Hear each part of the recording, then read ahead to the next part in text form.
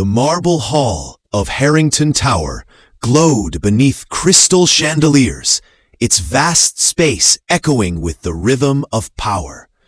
Polished shoes clicked against the floor, whispers danced between suits, and the air smelled of expensive perfume and authority.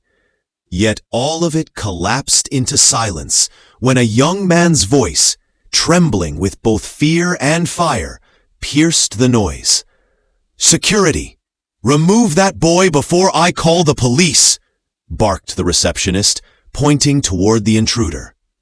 Every head turned. Standing in the center of the hall was Ethan Miller, just 22, his clothes worn, his shoes scuffed, his hands gripping a photograph so tightly it crumpled at the edges. But his trembling hands weren't from fear. They carried the weight of months of planning, miles of travel, and a truth too heavy to remain buried. Two guards began striding toward him. The crowd expected him to flee, to break, to beg. Instead, Ethan lifted his chin, voice steady and cutting through the hush. "I only need 5 minutes with Mr. Harrington. It's about my sister." The golden elevator at the far end chimed. From it emerged William Harrington himself, the billionaire who ruled over real estate empires, skyscrapers, and $8 billion of wealth. His presence drew the air from the room. His tailored navy suit, gold cufflinks, and polished shoes screamed of power. His eyes, cold, calculating, dismissive, locked onto the young man disturbing his palace of marble. "What is this chaos?" Harrington demanded, descending the staircase with the authority of a king. The receptionist rushed to explain. "Sir, he barged in. We were about to remove him when—" "Silence!" Harrington cut her off, his voice sharp as glass. He stepped closer, studying Ethan as if examining a stain. "Listen carefully. I don't entertain beggars. My time is worth more than you could imagine." Ethan swallowed, then pulled out the photograph. It was of a little girl, pale but smiling in a hospital bed, tubes running from her small arms. "This is my sister, Emily. She's 8. She's been in the hospital for months. She needs an experimental surgery. $200,000. But I didn't come here for your charity." A ripple of confusion moved through the hall. Harrington tilted his head, mockery dripping from his tone. "Then what is this? A ridiculous plea for a loan?" Ethan's eyes hardened. "No, but job offer." Laughter rose, uneasy and cruel among the executives. Harrington let out a low, mocking chuckle. "A job offer? From a boy in second-hand clothes?" Ethan didn't blink. "I know why your projects in poor neighborhoods are delayed for years. I know why they cost millions more than they should. I know who is stealing from you." The laughter died. The silence was sudden and heavy. Harrington's expression darkened. Suspense gripped the room.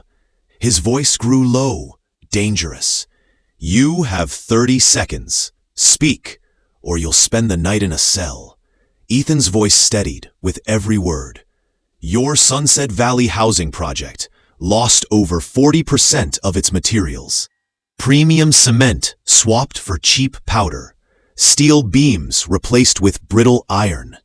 The difference lines the pockets of your chief engineer, Thomas Mitchell, and Councilman James Walsh. I have proof." The hall felt as if the chandeliers themselves leaned in to listen. Harrington's jaw clenched, his arrogance flickering. "Guards, stop!" he gestured, then motioned Ethan to follow him. Inside the private elevator, Ethan clutched his sister's photo against his chest. This was his only chance. Harrington had no idea this boy carried more than accusations. He carried evidence that could shake empires. The billionaire's office was a palace of dark wood and glass, with a skyline view stretching for miles. Harrington poured himself a glass of $1,000 scotch, never offering Ethan so much as a drop of water. He leaned back in his chair. "You have 3 minutes to prove you're not insane." Ethan placed an old phone on the mahogany desk. He tapped play. The speakers filled with the voice of Mitchell. Swap it. The boss won't notice. Cheap mix in, cash out. Walsh will sign the permits. Then came the sound of money counting, laughter, and the clink of glasses. Harrington's face turned crimson. You accuse my men of theft and bring me a recording on a broken phone? Ethan leaned forward. It's not just a recording. It's a pattern. 5 years. Over $100 million stolen. 2.5 million lost per project. The numbers match your missing profits. For the first time, Harrington froze. He knew those numbers. They haunted his balance sheets. He slammed his glass down. How did you get this? Ethan's voice softened. Because I had no choice. Emily is dying. I worked on those sites. I carried the cement. I saw the trucks. I studied civil engineering at night. Learned how surveillance works. I didn't come to destroy you. I came to give you a choice. Before Harrington could respond, his assistant burst into the office. Sir, urgent matter. Journalists are asking questions about Sunset Valley, and Marcus Cole is investigating. Harrington's stomach sank. Marcus Cole, the relentless journalist who toppled corporations. He turned back to Ethan, who now held a second phone. The video played. Mitchell accepting a cash bribe from Walsh. The arrogance drained from Harrington's face. How many of these recordings do you have? Enough, Ethan said, to prove 3 years of corruption. The door slammed open again. Mitchell himself stormed in, clutching files. Sir, why is this laborer here? His eyes fell on Ethan, and his face paled. You! Ethan stood calmly. Remember me, Mr. Mitchell? I was the worker you shouted at when the cement was diverted to your Oak Street mansion. Mitchell's face twisted. He stammered, then turned on Harrington. He's lying. He's from the projects. These people make up stories for money. You trust him over me? But his sweat, his trembling hands, betrayed him. Harrington's eyes narrowed. He had seen enough. Get out! You're finished! Mitchell screamed, pleading, as security dragged him away. The billionaire had just cut ties with his most trusted engineer. Ethan remained still, his eyes steady, his voice calm. This is bigger than one man. I've spent months building a team. Retired accountants, dismissed professors, journalists silenced by bribes, community lawyers. Together we uncovered evidence against 12 more managers. Corruption is infecting your company from the inside. Harrington felt his pulse quicken. He wasn't facing a desperate boy. He was facing a movement. Why not take this to the police? Harrington demanded. Ethan's voice carried both pain and power. Because the system will punish a few, but nothing will change. In 2 years, new Mitchells will rise. I came here to create permanent solutions. He pulled out binders, blueprints, budgets, oversight plans. Community watch teams, direct supplier contracts, local job programs, families monitoring construction. This isn't theory, it's ready. Harrington flipped through page after page. Photographs, receipts, testimonies, evidence too detailed to dismiss. Ethan placed the final paper on the desk. A cooperation agreement, already acknowledged by prosecutors.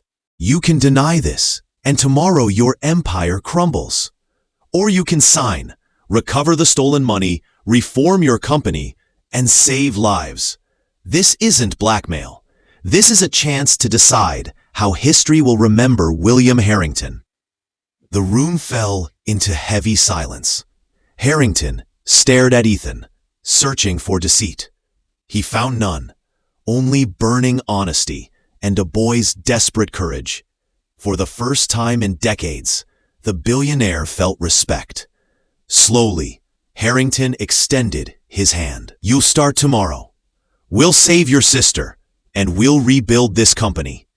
Ethan exhaled, the weight of months crashing from his shoulders.